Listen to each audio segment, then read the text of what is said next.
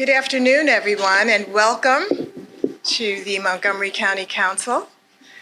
My name is Selena Mendy Singleton, and I am the Racial Equity Manager. Oh, thank you. I love that.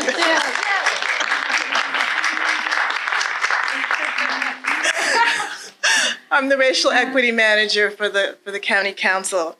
So today we're going to kick off. Kate Stewart, our council president, is going to kick off in partnership with Montgomery History this special event to discuss Montgomery County's 250th anniversary and to reflect on its history and its future. I want to just introduce the council members who are in the room. We've got our vice president, Council Member Chawando, who I've known for like 80 years, and I'm like looking at him and don't know his name. Marilyn Balcom, also. Councilmember Katz is also in the back. Is anybody else here? I don't want to miss anyone. Okay, so not yet. We also have a couple of people from Van Hollen's office, Senator Van Hollen's office, Brett and Delandra. Thank you for coming. So I just want to say a little something about the background of the council, which you probably already know, right? You know, originally the council members, all of them were elected at large. Did you know that? No, I didn't know that. Okay. And the council looks very different than it did way back then, right? The first woman president to be elected was in 1959. That was Stella Werner. And it was not until almost 57 years later that the council dais was filled with a woman of color, and that was Valerie Irvin. It was 3 years later, in 2009, when Nancy Florine was the council president, and it was the first time that there were two women who were the council president and the council vice president. So Valerie and Nancy Florine. In 2006, Nancy Navarro was the first Latina immigrant to serve on the county council. And then in 2022, Kristen Mink was the first Asian American council member. Of course, we also had men of color and sons of immigrants on the council, our own Will Jawando, Gabe Albernaz, Ike Leggett, Craig Rice, among them. And it was in 2018 that Evan Glass became the first openly LGBTQIA+ member of the council. So the council has changed over the years from 7 council members to 9 council members to now 11 council members, and we're having a good time. So in 2026, next year, Montgomery County and the United States both will celebrate their 250th anniversaries. And to kick off this milestone in local and national history, Council President Stewart will lead a discussion about the past, reflecting on the history and how it shapes the county council today, and how it can help inform current and future actions to ensure that Montgomery County is a welcoming county. The panelists will also discuss how the government leaders and community members are working together to help lead a bright future. So the agenda, we're going to have a video first, and then the panel discussion led by Council President Stewart, a Q&A session led by Jordan, and then it's going to conclude with Matt Logan from Montgomery History. So I will turn it over to our Council President. Great.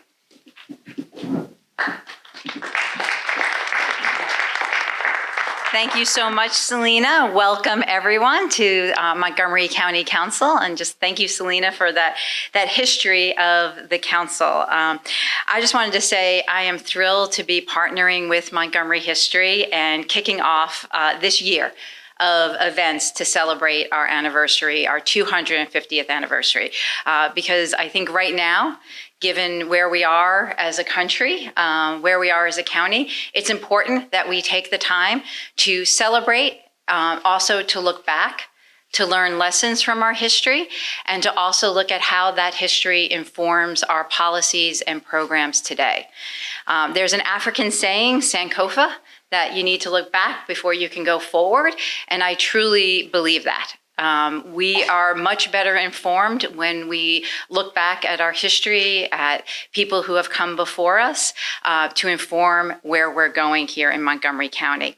And so we have an incredible group panelist. Since I'm standing up here, I'm going to introduce them, but we're going to show the video before we get into the discussion.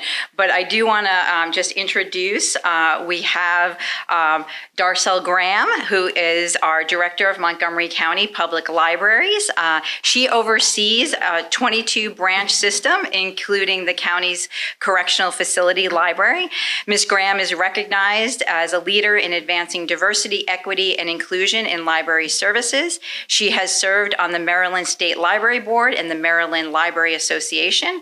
She holds a master's degree in library and information services from the University of Pittsburgh and a Bachelor of Science in Business Administration from the University of Baltimore. Thank you, Director Graham. Next, I'll go to Rebecca Ballo. For those of us in the council, we see Rebecca quite often. She is the Acting Historic Preservation Division Chief at Montgomery Planning. She manages the work of the county's Historic Preservation Commission, overseeing the preservation and protection of historic districts and sites within the county, the designation of new sites and districts, and undertakes special research projects for the Commission, Planning Board, and Montgomery County Council. Rebecca holds a master's in environmental and urban planning from the University of Virginia and a BA in history from Washington University in St. Louis. And last but not least, yes. We have Shana Foster is a New Orleans native residing in Gaithersburg, Maryland, and is chair of the Commission for Women. She is the executive director of Friends of Kenilworth Aquatic Gardens, a national park in Washington, D.C., that is devoted to conservation and stewardship of exotic water-loving plants. And if you haven't been, I would highly recommend it, especially in the June and July season. Her passion lies at the intersection of climate, innovation, resilience, sustainable infrastructure development, business development, and building the capacity of women and families. With nearly 20 years in nonprofit and business industry experience, she holds a degree in urban sustainability, a master's in public administration, and a seminarian earning a master's of arts and theology with a focus on mission development. So, Sheena Foster, thank you so much. I also want to note that we did have a young person. Unfortunately, it's this time of year where people are starting to get the flu and everything. So short PSA, get your flu shot. Please. And we will be, as I said, this is a year-long celebration of our 250th anniversary that we're kicking off today. And we know Matt will talk about what Montgomery history is doing.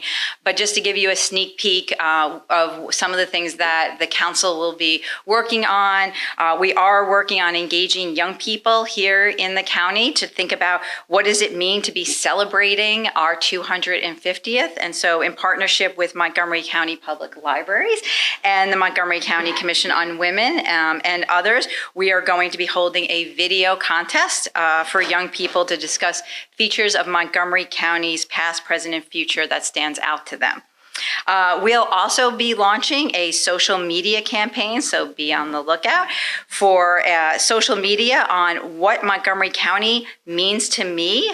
These will be sort of people on the street interviews. So if you're interested in possibly being interviewed, but let us know, but be on the lookout for that. And I do want to acknowledge our colleague Councilmember Mink has joined us as well. Before we get into our wonderful panel, we're going to see a very short video, and then I'm going to ask these amazing women some questions before we open it up to all of you. So, Karen, let's tee up the video. We didn't get here by ourselves right now. We got here through the past. The purpose of the humanities is that we're all connected. We're all human beings. We share an enormous amount. We're eternally creative. It's not an answer, it's a process. You've got to learn how to think. You've got to learn how to think about what influences this moment in the past. What were the concerns, the questions? How did they deal with it at that moment? And we learned how to think about the present. For so many people, history is something that they struggled with in school because they had to memorize the names of all the battles and the dates and things like that. But history is drama. History is human interactions. And I think we as a society and as a country are poorer if we do not know it and if we don't, in fact, learn from it. It's like validating you as a human being. I am part of this American dream or whatever it may be. I am part of it. When your history isn't preserved and passed on, it's really like you didn't exist. History is such a wonderful major. It's completely versatile. It's a sponge. It pulls in every kind of inquiry. It pulls in almost every kind of skill. And what history does is it takes the individual, who am I, right at this moment in time, where did I come from? That enormously selfish question. And then the minute you start answering that question, the answer becomes, I'm connected to all of these people in the stream of time. You're part of history. We just are the present right now. But in 100 years, somebody's going to look back and you're going to be that historical actor. What have you done with that moment?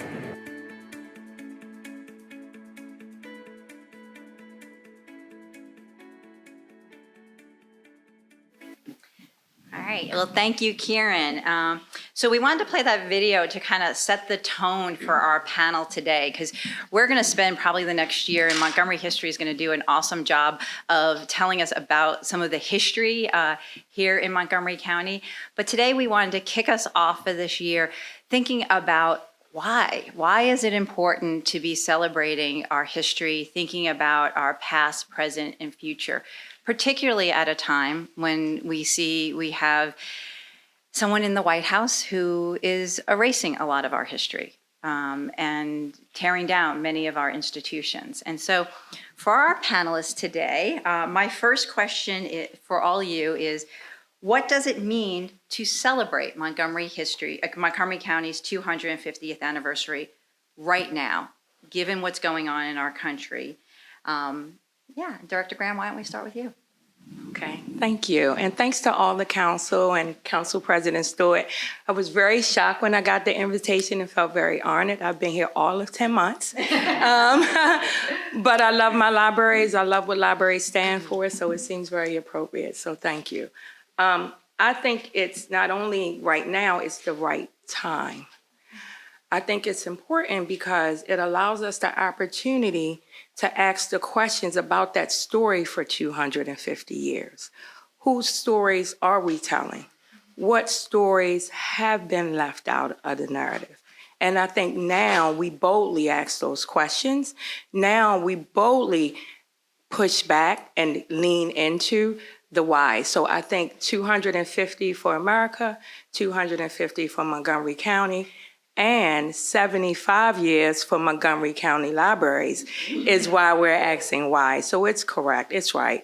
I think when I think about the past, the present, and the future, words just come to mind, right? And so when I think about the past, it requires healing, right?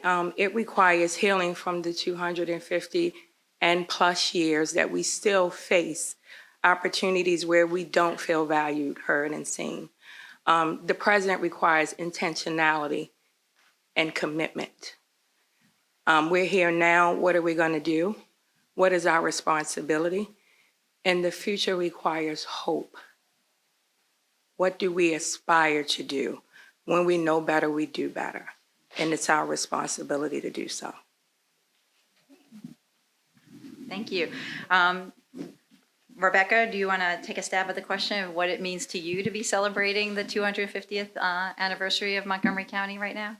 Absolutely, and thank you again, Council President Stewart, for putting together this panel today, and thank you, all of you, for being here with us.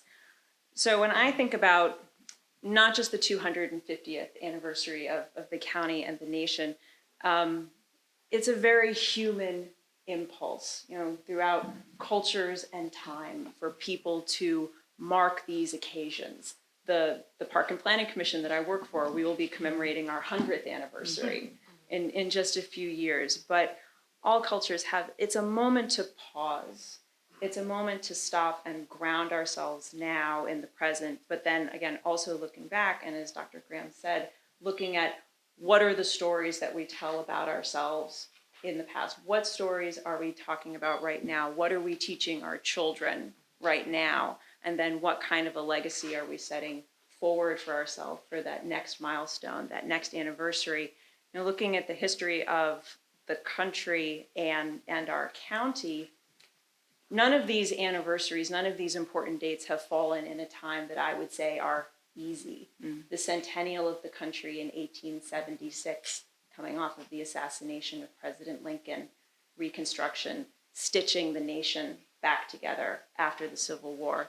In 1976, our 200th anniversary, coming off of the Watergate scandal, the resignation of President Nixon in 1974, the ending of the Vietnam War in 1975, and that whole turbulent time from the 60s and the 70s. Those were not easy years at all for our nation or for our county. And yet that urge, that need to commemorate, to look again honestly at where people were and where we are now. So that's looking at our past, looking at our present, and then for our future. I loved in the video when the historian was saying, you know, history is adventure, history is drama, history is life. To me, that's why it's always so interesting. So really taking stock of where we are right now and then setting ourselves up for the future. Great. Chair Foster? Yes. How y'all doing? Yeah, so just kind of reflecting on the video, when your history isn't preserved or passed on, it's like you don't exist. And so I'm thinking about, for one, I'm thinking about the indigenous people that occupied this land, the Piscataway people, and how the next event, I'm hoping that we will open up with a land acknowledgement, because moving on with 250, whether it's a 250 or the county's 250, we have to honor the indigenous people who once occupied this land before we became here. And some call it stolen land, right? So as I'm thinking about Montgomery County's history and what it means to me, I was not born here. I was born in Louisiana, down in New Orleans, in a city that is quite resilient because we had to struggle with slavery. And thinking about when I moved to Montgomery County, how it kind of reminded me of home. It reminded me of a place of community, of resilience, especially where I live now in a community called Prathertown, which is one of the historic African-American kinship communities. And growing up in the South at a place where Southern hospitality means a lot, after moving to DC area nearly 10 years ago, I wanted to escape the hustle and bustle. So I started asking around, and people said, oh yeah, you want to go to Montgomery County because that's where opportunities are, that's where people are thriving, that's where it's quiet. And I moved here, and then I saw an opportunity to serve, and learning about all the amazing things that the Montgomery County Commission for Women has done over the past 50 years, I knew that this is where I wanted to be, and this is where I wanted to plant my feet in a county that has so much, has progressed so much, and has so much unfinished work to do, and great potential. So I'm just happy to be here. I'm honored to be here, and I'm honored to serve on this panel today. Thank you. Yeah. Well, I really appreciate you lifting up that quote from the video that Jean Evans-Moore said, when your history isn't preserved or passed on, it's like you didn't exist. And as we said before, as we look at what's happening in the country right now, what's happening at the Smithsonian, some of our national parks, with the removal of our history, the removal of the truth, the honesty, the unfinished business that we have, as you all have talked about. I just wanted to take a moment and ask you all, when you heard those words, what did that bring up for you as you're reflecting on celebrating this 250th? Director Graham, let's start with you again. Okay, sure. I think when you see those videos and you hear those words, it gets very emotional. And it reminds me that my grandmother mattered when she and her parents came here from North Carolina and brought the family, not knowing what opportunities were available to them here. escaping still some of the Jim Crow in the South, and looking for what she would be considered as free. And then me reflecting on photos of her parents, which were limousine drivers and maids to some of the families here in Maryland. And so to say that when they want to erase our history is almost as if they didn't exist. Their contributions didn't exist. Their triumphs over struggles didn't exist. It makes you feel like, or it can, like you don't belong in society. And all our contributions that we contributed to this society and still do doesn't matter. I think it gives us an opportunity to reflect on the words that we use. It gives us an opportunity to push beyond boldly when they're trying to remove our history from our records, when they're trying to remove our history from our museums, when they're trying to remove our history from our children learning about how it got started and where it came from. So I think those words that she eloquently said with all the feelings and all the emotions brings up a lot of emotions for me. And then what is my responsibility to continue that tradition in my children? What does it look like? What does it look like for us in libraries? Because we do have the power. It is our responsibility to preserve those stories, to make that information freely accessible, to make sure that it is accurate, it is reliable, and it is trusted. And so as your public library director, I'm here to tell you that we are doing a great job. Montgomery County has done a wonderful job of preserving some of the stories. Where we have opportunities to do better is those that are not represented, those who we haven't asked the questions and the stories we haven't yet heard. Thank you. Rebecca? Thank you. I think, again, Council President, as you pointed out, it's such an important question and the right one for us to be asking right now. To me, it also brings up the idea that we have a responsibility and a debt to be paid to those who came before us here in the county and in the nation, but really a responsibility at the level of the local government. And wherever we can have an impact to fill the void that now exists at the federal level, it is exceedingly difficult to see, colleagues and coworkers and other people who have dedicated their lives at the federal level, at the Park Service and other places, to telling these histories and these stories and lifting up the communities that they've worked for across this country to see what is happening to their work. And that reminds me again that we can work, as best we can. We have that responsibility to fill that gap here in Montgomery County. I think that we are doing a very good job at that. Every year we have something to build on and improve on. In my office, in the Historic Preservation Office, we help homeowners, stewards of people that own historic resources, includes the county government, includes park and planning, to keep these places, keep these places alive, to keep them in good repair so that people have the physical places that they can go to. They can go to the site, the building, the landscape, and see the history there in person. And then we also tell those stories. We write the histories. So to the other point about we need to continuously push ourselves to ask, we may have a designated site or a district, but whose stories are not being told here? When we first wrote those histories in the 70s or the 80s or 90s, who were all of the people that, that were involved in this property? What are the story of the enslaved in a lot of the properties that we have designated? Who were their names? What were their roles? And pushing that information out there, giving it to our partners in the libraries, giving it to our partners in the public school system, and then also supporting the people who are doing great work on the ground in our historical societies, helping our new historical societies build the capacity to tell those stories in their communities. There's a role for all of us, even down to the family level, the community faith-based level, collecting those oral histories and then sharing them. Chair Foster, I know you pointed out this quote for us. Anything you'd like to add? Appreciate you.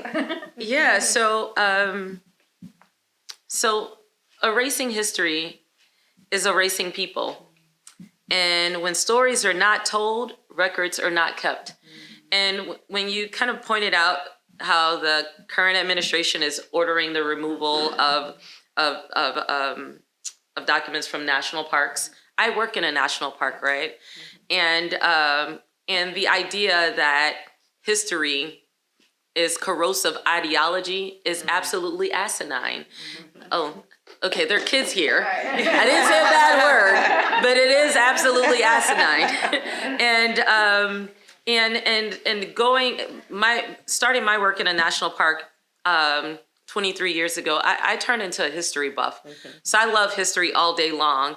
And just, the idea of putting out a QR code so that people can tattletale on parks that have so-called corrosive ideology, I think it's also insane too. And I'm so happy that people have been using that QR code to share the good news about things that are happening in the park. But as it relates to Montgomery County, we have done a really remarkable job of helping to capture stories. And I'll just kind of refer to the community where I live in Prathertown, where they actually just had a Bible archived, right? And it's like, and that captured the history that they are trying to erase, right? And so I'm so excited that we have so many resources that are available so that young people can learn how to archive, so that communities can go and learn how to archive. Because if we don't preserve this, we don't know what's going to happen over the next 3 years. And I think I'm just really honored to live in a county where we have done a lot of great work and we're continuing to do great work. I was reading up about Sugarland just a couple of days ago.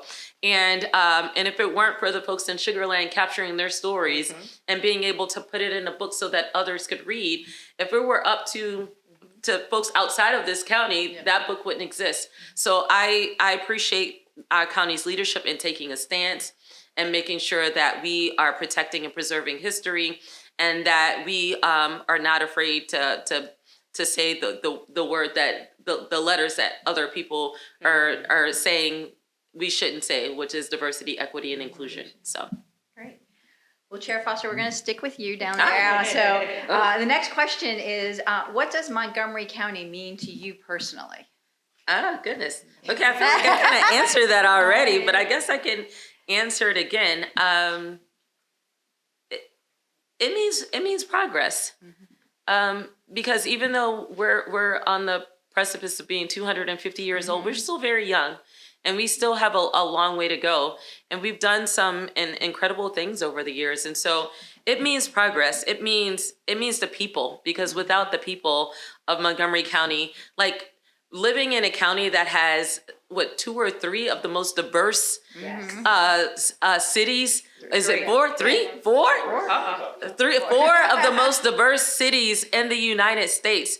That kind of reminds me a little bit of home. It kind of reminds me a little bit of gumbo, right? Yeah. Because when you have gumbo, you can have your okra gumbo or you can have your seafood gumbo. So it's a melting pot.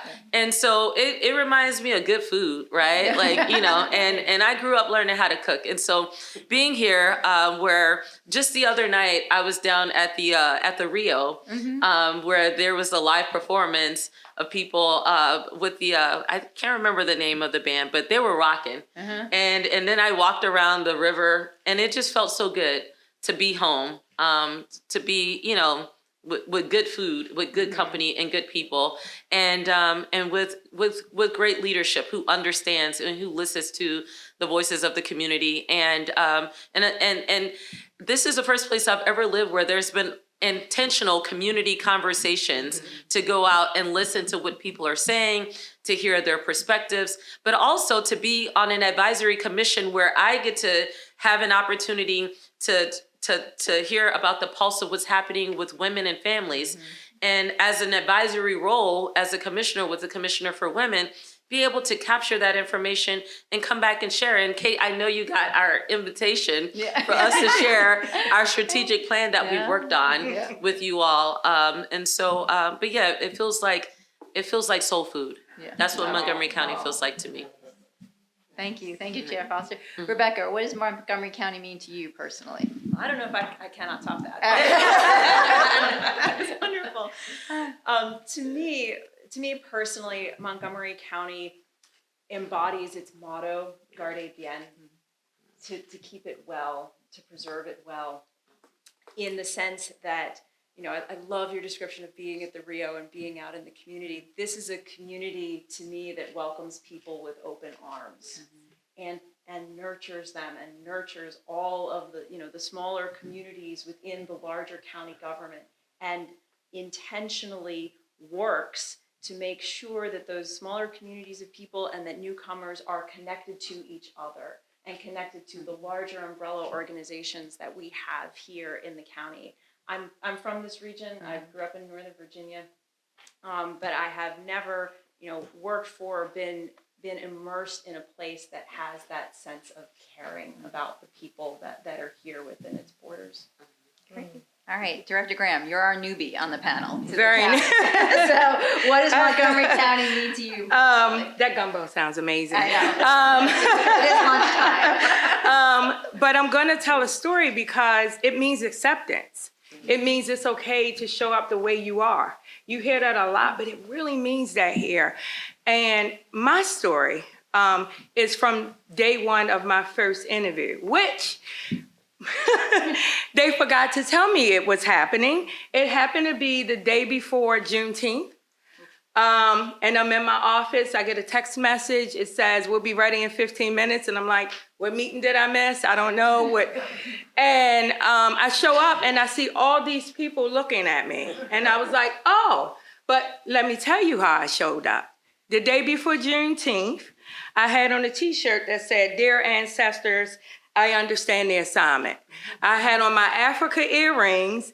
I'm in my office with a bunch of mess behind me. And I'm like, well, let's do it. Let's go. Because if I'm going to be here, then I have to be accepted for the way I show up.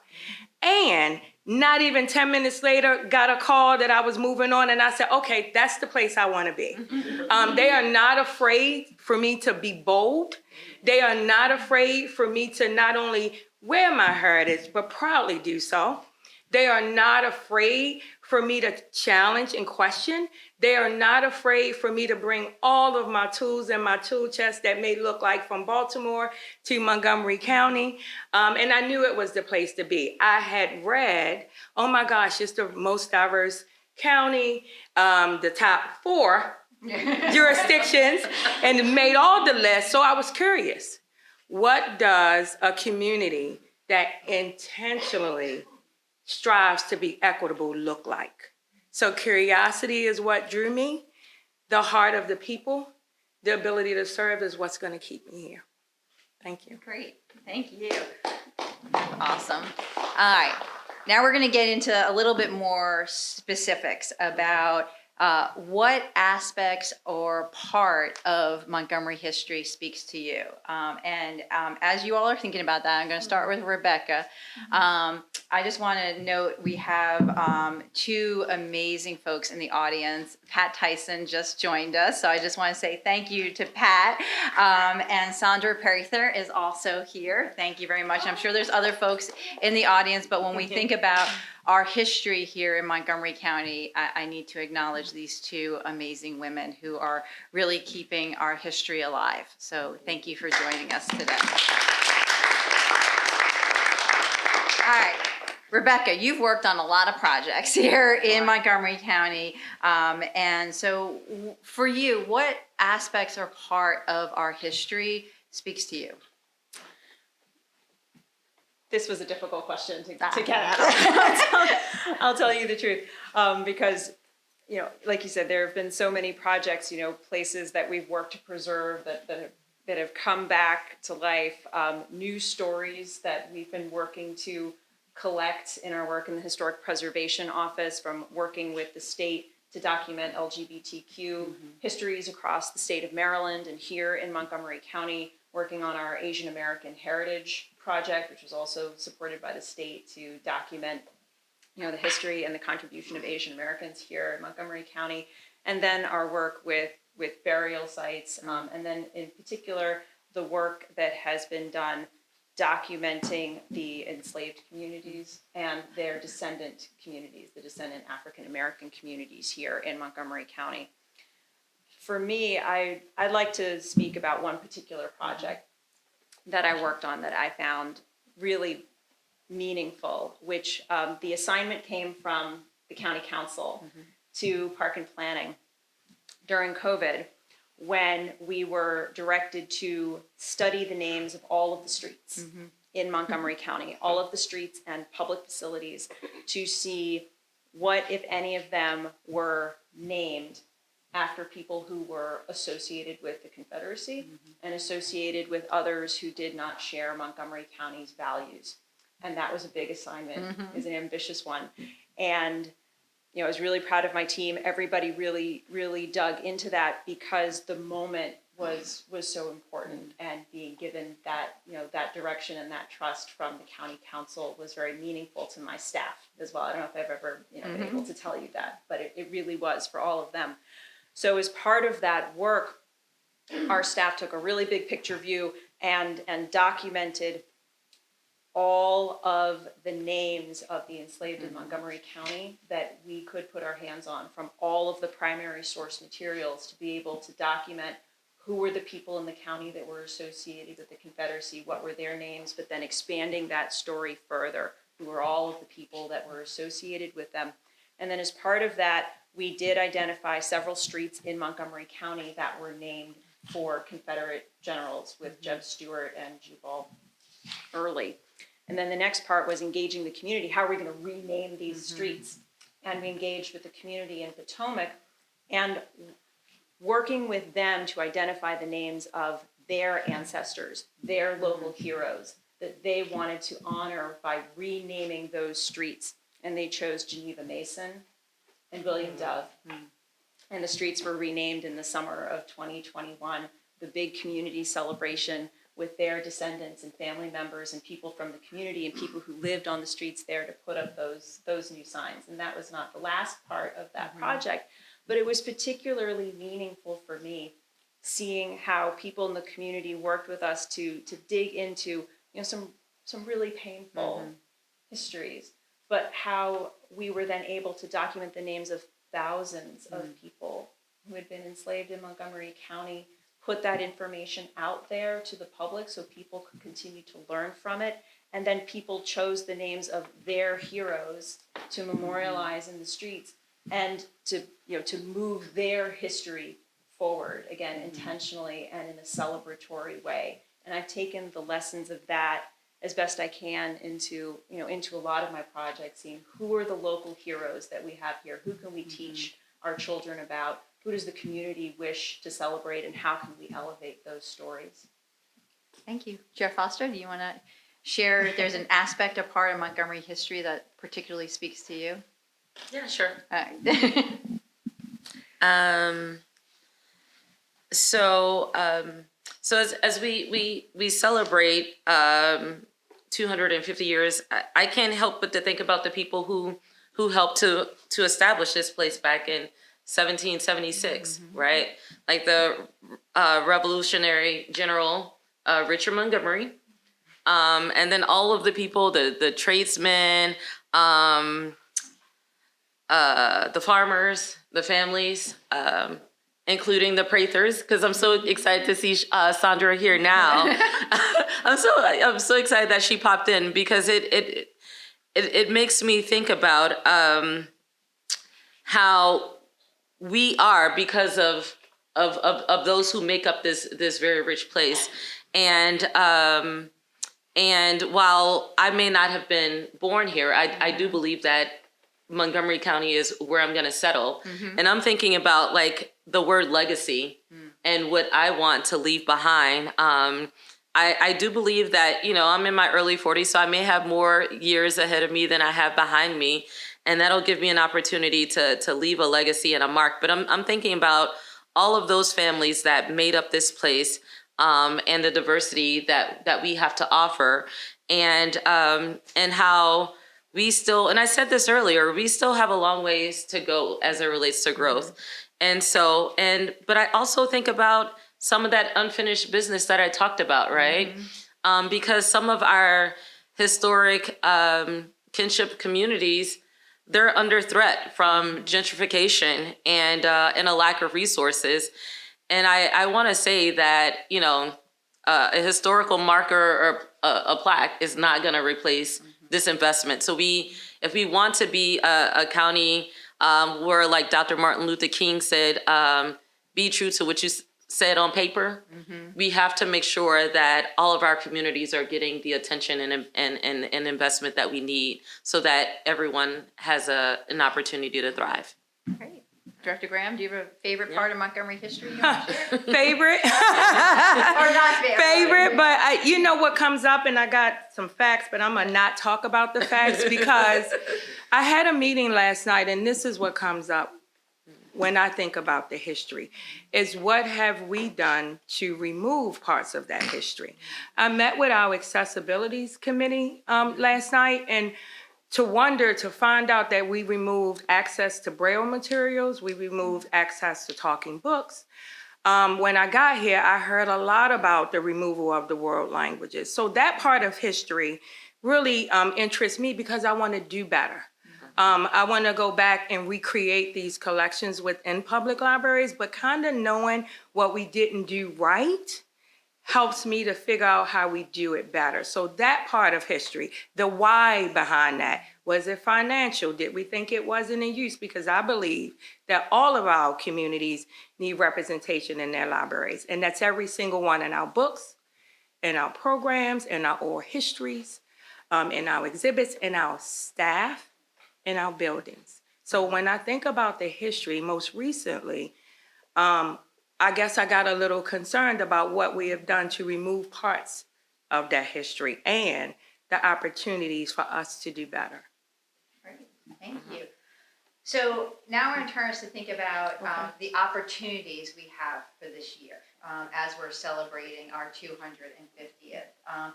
How do you all, and you all have different roles in our community, how do you think we can use, oh, I'm sorry, Joe. I'm getting yelled at. So as we're thinking about this 250th and the opportunity we have over this next year and in each of the different roles you all have in our community, how can we use celebrating this anniversary as a tool to bring people together? So, Chair Foster, do you want to start that one?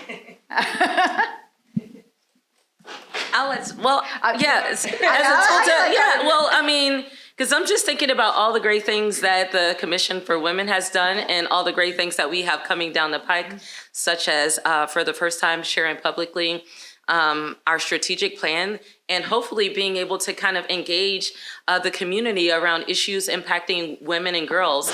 I think that because of the environment that we're in right now, and the fact that we, are also celebrating the founding of our county, along with the founding of the nation that has, been co-opted or kind of hijacked, with the military march, that we can provide an opportunity for others to come and really engage and really show off the diversity of Montgomery County. And I think that, with maybe these community listening sessions, we should be able to hear the voices of the people to find ways that they want to contribute to the celebration of our anniversary. And I look forward to ways that the Montgomery County Commission for Women could be a part of that. And just 2 years after the celebration next year in 2028, we'd like to be thinking about what our Status of Women report is going to look like, because that's something that we typically would be producing over the years. And I'm sitting here thinking about ways that I could partner with people on the panel, because we were just talking in a commission meeting about how we can engage with women that are in the jails. And so I'm looking forward to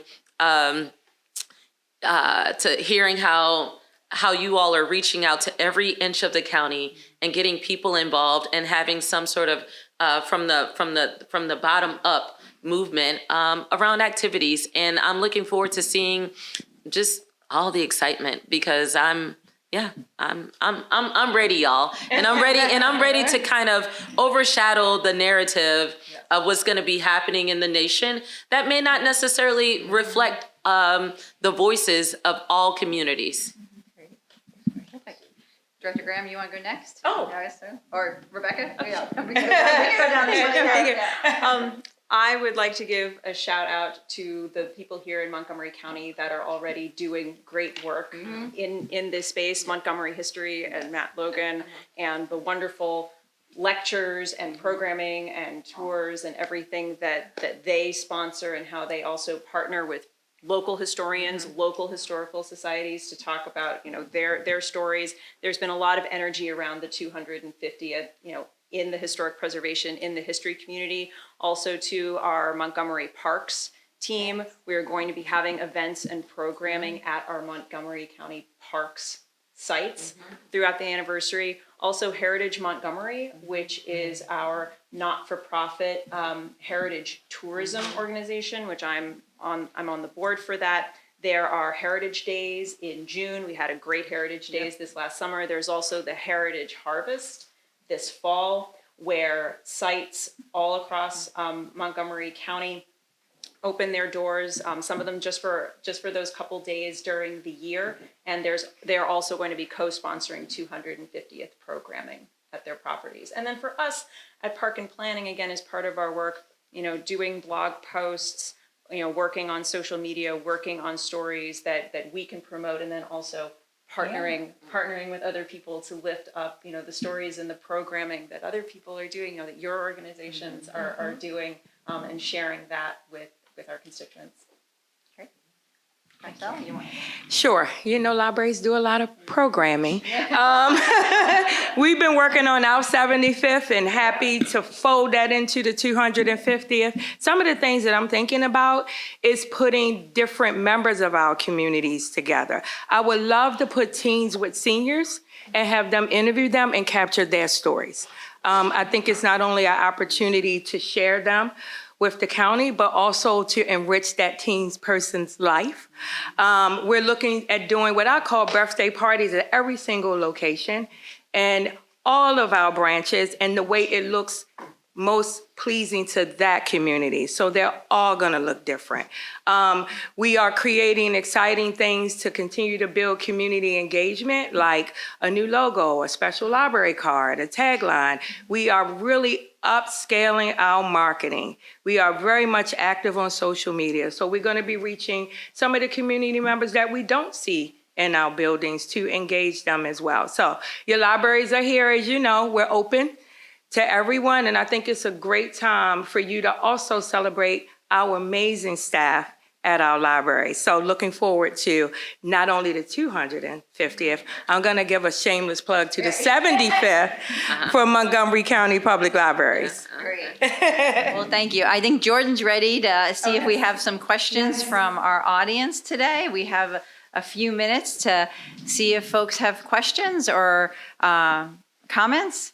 I think Paul, yeah. Great, thank you so much, Council President Stewart. By a show of hands, any questions from the audience? And I can hold this for you. Go ahead, stand up for me if you like. Good afternoon. Well, I'm Paul Tukey from the Potomac Community Foundation, and I have a particular fascination for how do we make this history relevant to young people? It's a great question. Who wants to start?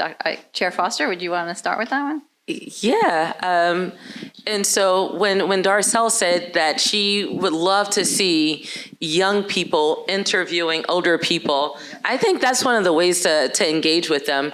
The intergenerational engagement of the young adults and seniors, because seniors have great stories to tell. And that makes me think about like how I wanted to capture a story with my father before he passed through StoryCorps, so that it could be housed at the Library of Congress. But I think one of the things that we could all do, especially emerging leaders with the Montgomery County Commission for Women, is seeing how we can partner with those who are up here and capture the stories. Like we have a girl power competition every year, and that girl power competition is so powerful. And I would love to see us capture those youth voices and archive them and have them a part of your program, interviewing some of your youth. So we don't need to go out and recreate the wheel and chase people down. There are already young people here in the county who are active, who have incredible stories, great voices. And I am sure they would love to be able to be a part of an intergenerational project. And then also another shameless plug. I know that there's some young people in my community that have learned how to archive, and they were very instrumental in helping us to archive the Bible of the family from the Prathers, from Prathertown, that was founded in 1883. And so I think like teaching kids skills around using technology to be able to capture stories, and partnering with them to kind of use TikTok and social media in a way that, will tell our story would be a great tool. I will also make another shameless plug for History Days that happens every year, where Montgomery County Public School students here and then across the state of Maryland compete. And I have seen some amazing exhibits and videos and just wonderful things that our students are doing. So for us, they always need judges. For History Days, they always need judges. They always need people from the community to come out and volunteer with kids that are already in love with history. I've been a judge. It's fantastic. Consider signing up for that. But then also the suggestion to, meet the kids where they are. Like they want to do like the oral histories or the videos, or they want to do tours of their community on TikTok, support them with that. If there are small grants or programming that people can do, maybe I'm looking at some of the folks here in our parks also. I know they also engage young people with virtual reality tours of our parks. So we're doing a lot of great things, and I just like to keep promoting that. Only that I think in addition to the programming, making sure that they have access to those resources that will provide that history. We are very much trying to do little bursts of history as they are working in our labs and working on their assignments. So I think continuing to expose them to that.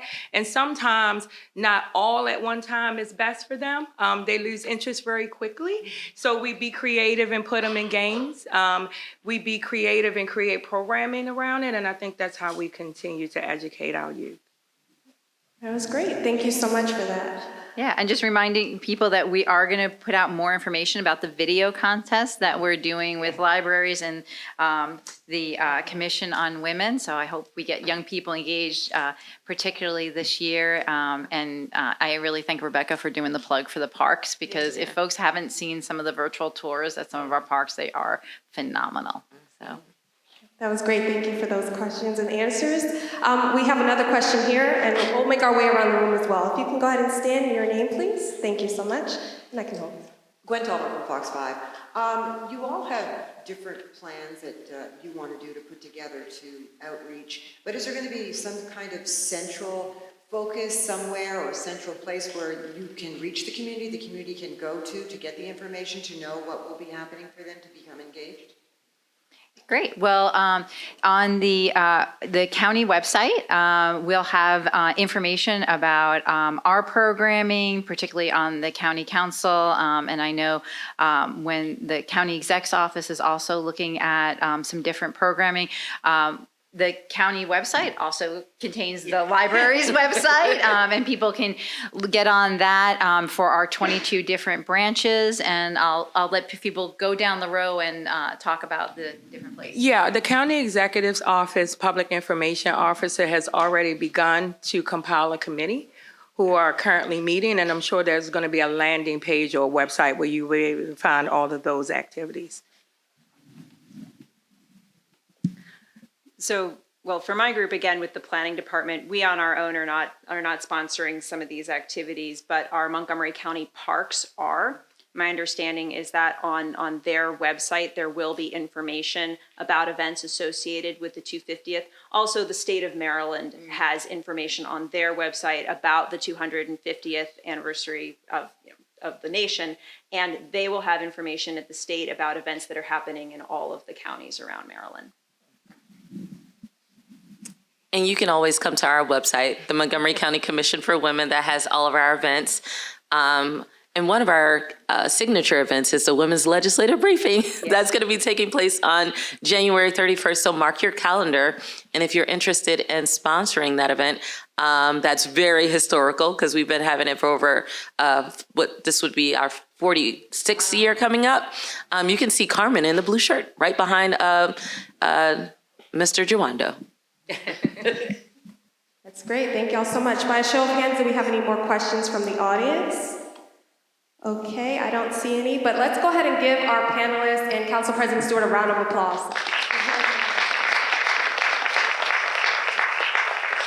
That's great. Now I'll go ahead and toss it to Matt Logan from Montgomery History. He's going to give a few remarks. Matt?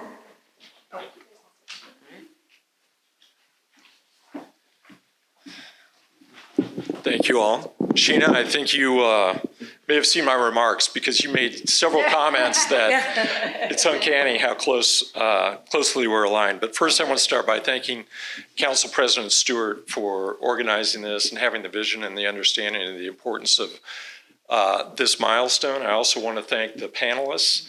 I'm always inspired when I see such smart, talented people, and it makes me proud to be a part of Montgomery County as well.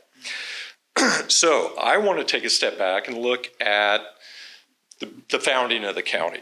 So in 1776, on September 6th, to be exact, the county was carved out of Frederick County.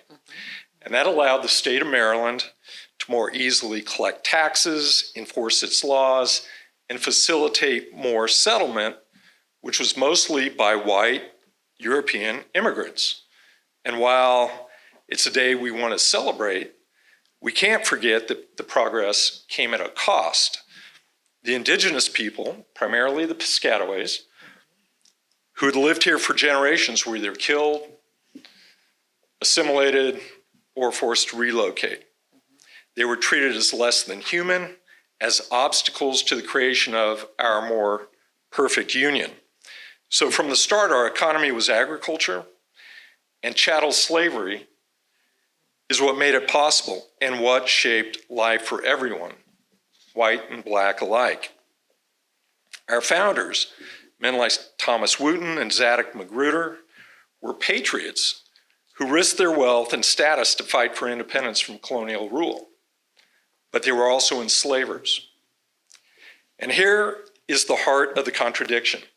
In the same year, the nation declared that all men are created equal, that they are endowed by their Creator with certain unalienable rights. Yet many of our founding fathers denied those rights to the very people whose labor sustained them. They fought for freedom while denying it to others. They spoke of liberty while practicing bondage.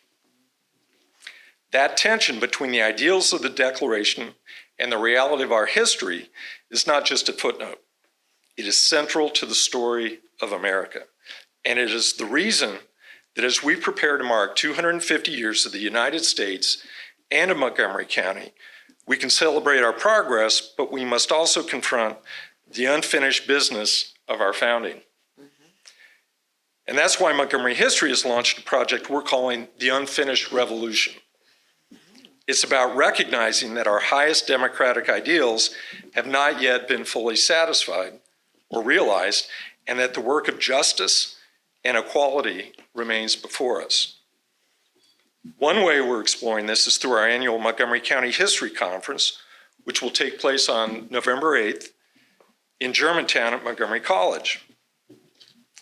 This year's conference will dive into our 250 years of history with speakers covering everything from the early slave trade here in Montgomery County to the local roots of the global environmental movement, to women of color breaking barriers in elected office, thank you, Selena, and much more.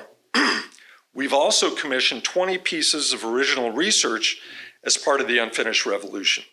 These papers, which will explore unknown or poorly understood episodes in the past, will be published throughout the year and then collected into a compendium next September, just in time for the 250th anniversary. The first article on the Freedmen's Bureau will be published later this month. And perhaps our most exciting project is the new Montgomery County History Center. Earlier this year, we purchased the old Farmers Banking and Trust building in Rockville, an iconic Art Deco landmark.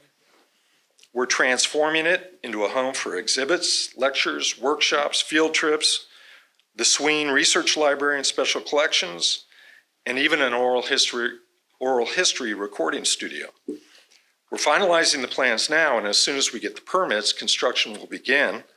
Our goal is to open the History Center next summer, just in time for the anniversary.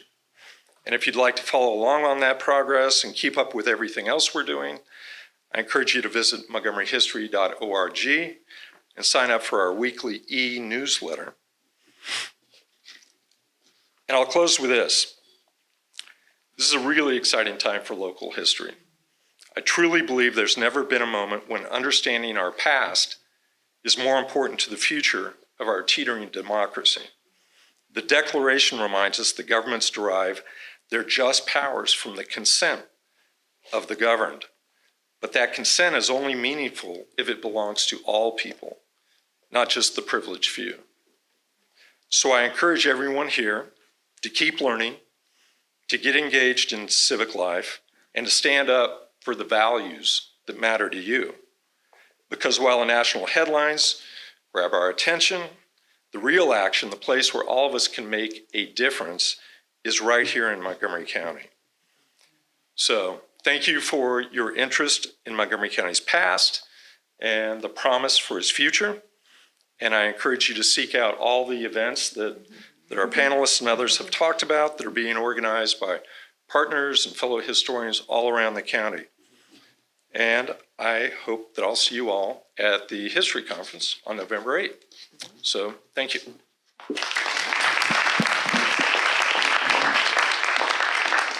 I just want to close by saying thank you to everyone who came today. Again, to my colleagues on the council, Council Vice President Jawando, Councilmember Katz, Mink, and Balcom. And we also had representatives from Councilmember Lukey, Friedson, and Sales Office. Thank you for coming. I see some folks from the County Exec's Office here. Thank you for crossing the street. And I just wanted to do a huge thank you to Selena, to our public information team who is here helping put this together, to Kieran on my staff, and to this incredible panel of folks. Just thank you so much. I think this is going to be a great year for Montgomery County as we remember our past, learn the lessons, think about where we are in our present, and all work together on our future. So thank you for joining us, and be on the lookout for more fun activities and thoughtful ones. Thank you very much. Have a good afternoon.